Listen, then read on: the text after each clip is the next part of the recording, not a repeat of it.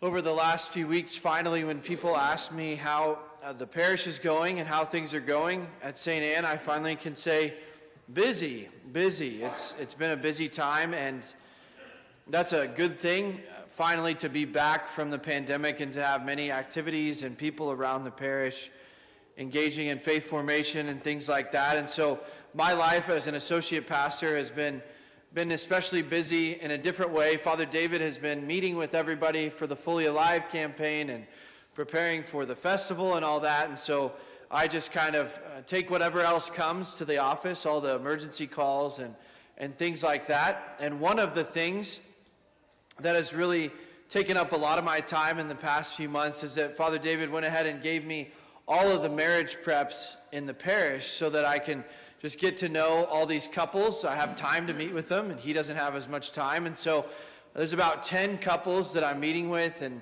you know, we have couples in all different age ranges in our parish. Some newly engaged couples that are like 22, 23, and some older couples that already have 5 children and just need to get their marriage blessed in the church. And I love those conversations and those meetings as people that have been together for 2 years or 15, 20 years, really engage in conversations that they never have before. We use several different tools for marriage prep, and among my favorite for conversation with people is one called the 5 Love Languages. Many of you have heard of this. It was a 1993 bestseller, New York Times bestseller by a guy named Gary Chapman, a Baptist pastor, and it's used all the time even today. And the 5 love languages are just ways for us to engage in our relationships in a more loving way by understanding how the other person likes to be loved and also understanding the ways in which each of us give love. And so the 5 are words of affirmation, quality time, physical touch, acts of service, and receiving gifts. That these are just 5 general categories. Can't put everybody into a box, but just 5 lenses of seeing how people are loved. And I always add with the couples, I think there's a 6th love language for a lot of men, and that's food, okay? If you can make a nice meal, that's great, okay? For me, I know in my life, I have changed, I think, my love languages throughout time. I first took this test in a religion class at Bishop Carroll, and my 2 top love languages were physical touch and quality time. Now, as a celibate priest, I don't have as much of a need for physical touch, but I do receive in different ways from so many different people in our parish gifts of your love.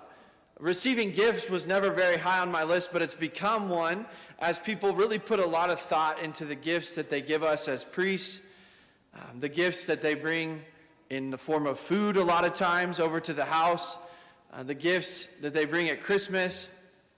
Just love when people think of us in special ways with a gift that maybe we didn't even expect or imagine. I also just love it when people bring gifts that they know I like Maker's Mark, something like that. I mentioned that at all 3 masses, so I'm kind of worried about what Christmas is going to look like now.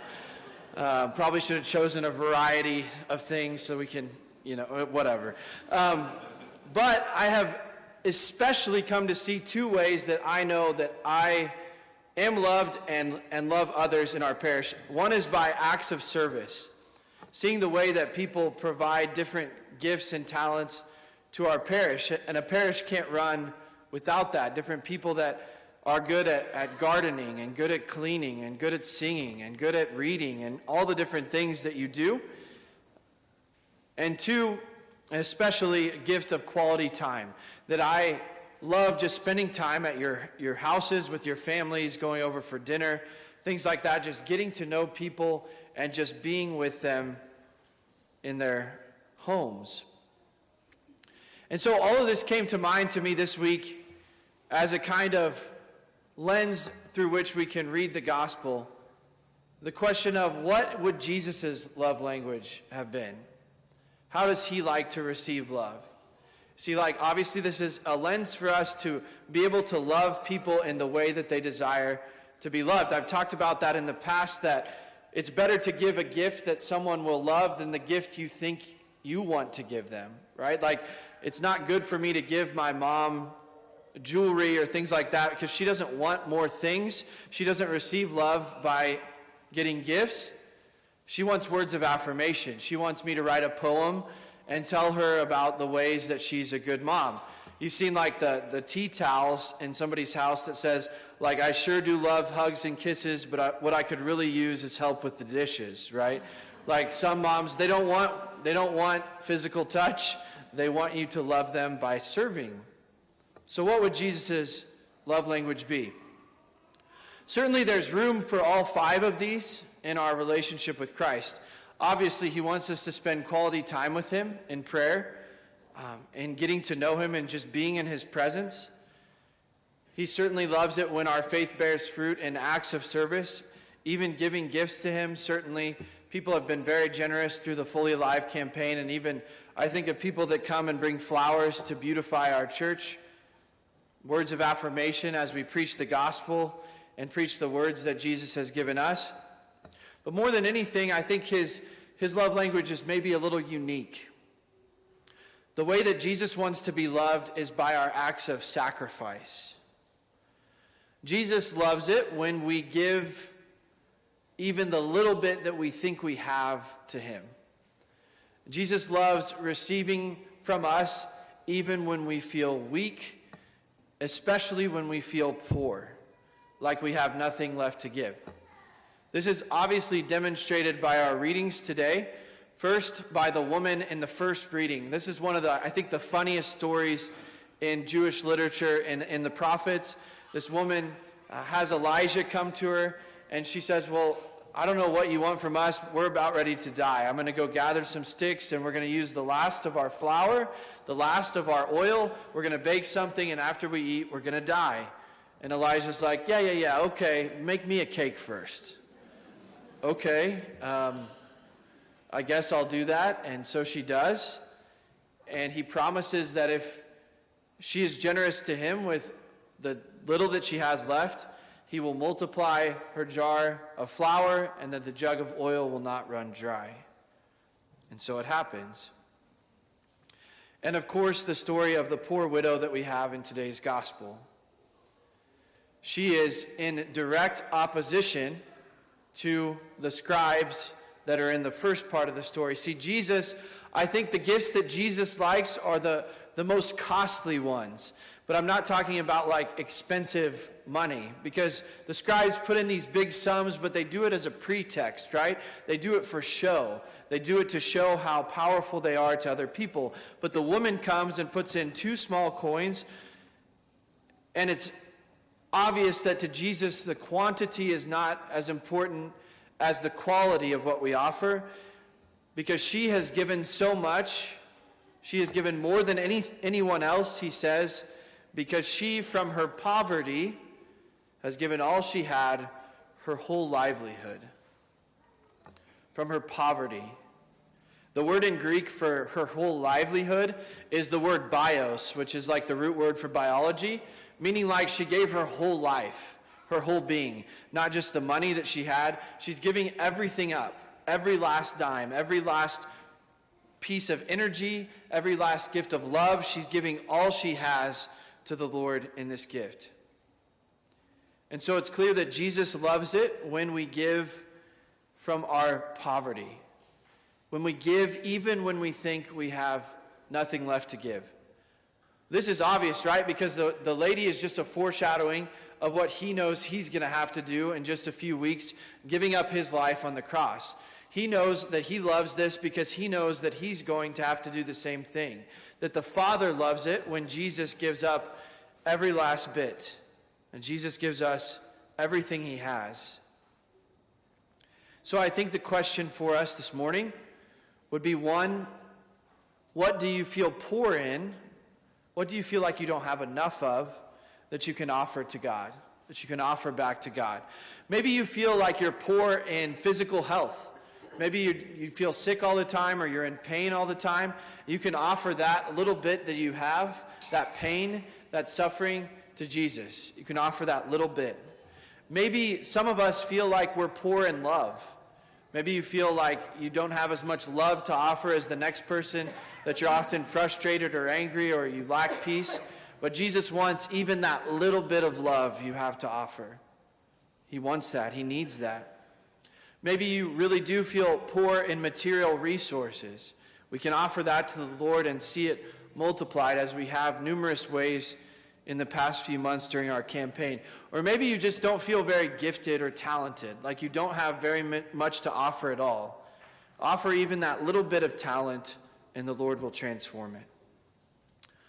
But I think certainly in reflecting this week, more than anything else, more than any other resource that we have, all of us feel similarly in that we feel poor and that we feel like we're lacking in the amount of time that we have. The amount of time that we have.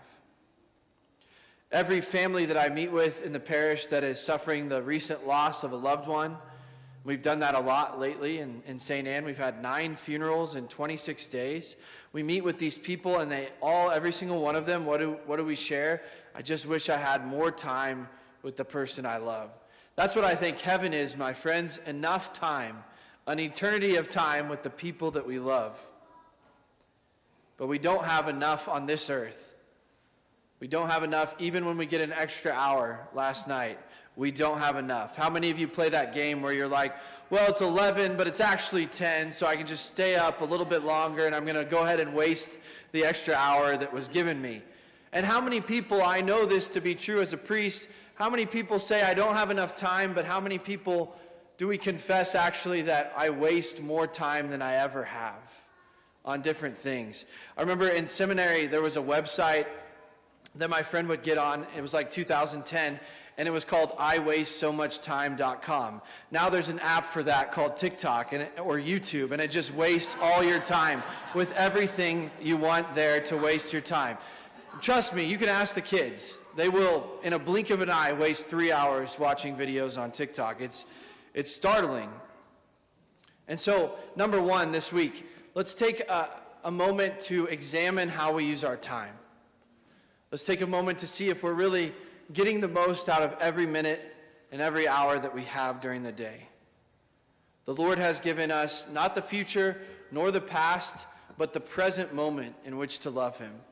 Every present moment is a gift, an opportunity to use what we have. Are we using that time that we have wisely? And second, let us just offer the very small amount of time that we feel we have to the Lord. It's no surprise that among these 5 love languages, quality time is the one that is consistently ranked the highest percentage for the most amount of people. 40% of people say that their number one love language is quality time. We love to spend time with the people we love. But I know that even as a priest, even in my own life, like when the doorbell rings or the emergency phone line rings, I'm tempted to not want to give my time, my precious time that I've planned on giving to something else.